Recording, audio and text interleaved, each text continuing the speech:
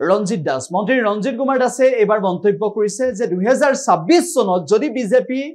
চৰকাৰত নাহে তেনেহলে ৰাজনীতিৰ পৰা আঁতৰি যাব ৰাজনীতিৰ পৰা সন্ন্যাস ল'ব এনেদৰে এক প্ৰকাৰ প্ৰত্যাহ্বান জনাইছে ভীষ্ম প্ৰতিজ্ঞা কৰিছে ৰঞ্জিত দাসে আৰু ৰঞ্জিত দাসৰ সেই বক্তব্যৰ পিছত প্ৰকৃতপক্ষে বিজেপিৰ সাংগঠনিক ভিত্তি তৎপৰতা বৃদ্ধি কৰাৰ লক্ষ্য স্বৰূপে তেনেদৰে বক্তব্য প্ৰদান কৰিলে নে কংগ্ৰেছ দুৰ্বল বুলি ভাবি এই বক্তব্য প্ৰদান কৰিছে কে ৰঞ্জিত দাসে গম পাব কিন্তু শেহতীয়াভাৱে বিজেপিৰ যি সদস্য ভৰ্তি অভিযান চলি আছে সেই সদস্য ভৰ্তি অভিযানৰ মাজতে ৰঞ্জিত কুমাৰ দাসে এই মন্তব্য কৰিছে জনতা পাৰ্টিৰ সদস্যতা যি অভিযান 24 এটো নিৰন্তৰ গতিত সমগ্ৰ ভাৰতবৰ্ষতে চলি আছে আৰু অনুৰূপভাৱে অসমতো চলি আছে অসমত এতিয়ালৈ প্ৰায় 11 লাখ সদস্য ইতিমধ্যে অনলাইন যোগে তেওঁলোকে সংযুক্ত হৈছে আৰু আজি আমি এক উল্লেখযোগ্য কাম কৰিছোঁ যিসকলে ভাৰতীয় জনতা পাৰ্টিৰ লগত জড়িত নহয় বা নন পলিটিকেল মানুহ সেইসকলে আজি বিভিন্ন অঞ্চলৰ শিক্ষকে হওক প্ৰাক্তন শিক্ষক প্ৰাক্তন চিকিৎসক শিক্ষা বিষয়াকে আদি কৰি এওঁলোকে আজি 600তকৈ অধিক ব্যক্তি আজি আহি পেলাই ভাৰতীয় জনতা পাৰ্টিত যোগদান কৰিছে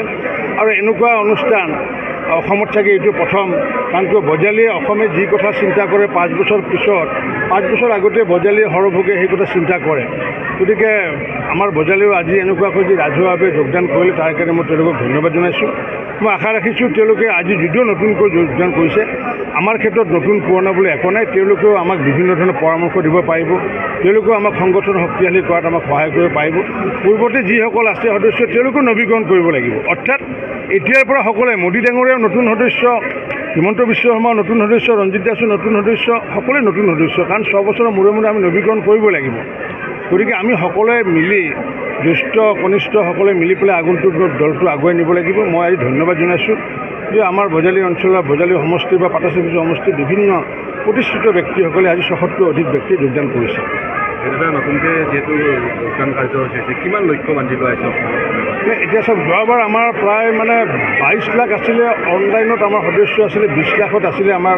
অফলাইনত আছিলে অৰ্থাৎ সৰ্বমুঠ 42 লাখ আছিলে এইবাৰ আমি অনলাইনত আমি 30 লাখ সদস্য আমি লক্ষ্য বান্ধি লৈছোঁ আৰু বাকী 20 লাখ আমি অফলাইনত আমি কৰি লওঁ কাৰণ ক'ৰবাত নেটৱৰ্ক প্ৰব্লেম আছে কাৰোবাৰ এণ্ড্ৰইড মোবাইল নাই গতিকে তেনেকুৱাকৈ আমি এইবাৰ 50 লাখৰ সদস্য বা 30 লাখ অনলাইন যোগে অফলাইন যোগে 20 লাখ সৰ্বমুঠ 30 লাখ 50 লাখ সদস্যৰ এটা লক্ষ্য নিৰ্ধাৰণ কৰা হৈছে প্ৰধানমন্ত্ৰী আৱাস যোজনা যে আপুনি এটা ৰেকৰ্ড কৰিছিলে গতিকে এইবাৰ নতুনকৈ কেনেধৰণৰ এইবাৰ আমি যোৱাকালি বা আজি আমাৰ কাৰণে ভাল খবৰ এইটোৱে যে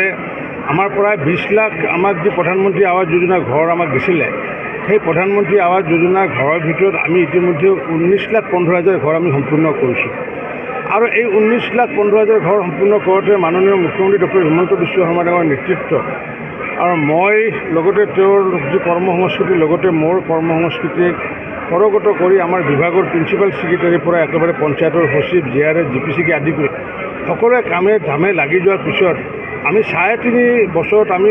সম্পূৰ্ণ কৰিবলৈ সক্ষম হৈছোঁ 15 লাখ তাৰ এতিয়াৰ 15 লাখ পূৰ্বৰ 4 লাখ সৰ্বমুঠ আমি 19 লাখ সম্পূৰ্ণ কৰিছোঁ 19 লাখ আজি 19,15,000 হৈছে এইটো সন্তুষ্ট হৈ ভাৰত চৰকাৰে আমাক পুনৰ 1,71,000 ঘৰ আমাক যোৱাকালি আবণ্টন দিছে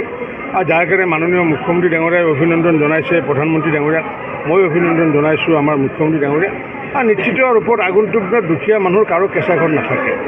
যদি কোনোবা ধনী মানুহ থাকে কেঁচা ঘৰ এটা বেলেগ ঘৰ এটা আছে কেঁচা ঘৰটো দেখালে নহ'ব যিসকলে প্ৰকৃততে ঘৰ নাই তেওঁলোকে আগন্তুক দিনত এইটো এইবাৰ 1,71,000 পিছতো আৰু ঘৰ দিব ভাৰত চৰকাৰে ইয়াৰ পিছতো যদি নোজোৰে তেতিয়াহ'লে আমি মুখ্যমন্ত্ৰী আৱাস যোজনাৰ জৰিয়তে হ'লেও মানুহৰ কেঁচা ঘৰ নোহোৱা কৰোঁ কংগ্ৰেছে প্ৰায়ে কৈ আহিছে যে উজনি যেতিয়া বিজেপিৰ ঢৌ নোহোৱা এইবোৰ তেওঁলোকৰ কংগ্ৰেছে যিবোৰ কথা কৈ আছে এইবোৰ কথা হৈছে আপোনাৰ কি সাগৰৰ ওপৰত ঢৌ এটা বেলেগ থাকে আৰু সাগৰৰ তলিৰ ঢৌটো বেলেগ থাকে কংগ্ৰেছ হৈছে যে সাগৰৰ ওপৰত ঢৌ দেখাত ধুনীয়া লাগে মানুহবোৰ চাবলৈ যায় আৰু খন্তেক পিছতে এইবোৰ কি হয় সাগৰৰ ওপৰত ঢৌবোৰ নিমিষতে নোহোৱা হৈ যায় কিন্তু সাগৰ তলিত নিৰবিচ্ছিন্ন ঢৌ এটা বৈ থাকে সেইবোৰ মানুহে দেখা নাপায় আৰু সেই ঢৌ কোনে সৃষ্টি কৰি আছে নৰেন্দ্ৰ মোদী ডাঙৰীয়া অমিত শ্বাহ যিকোনো খবৰৰ বাবে যোগাযোগ কৰক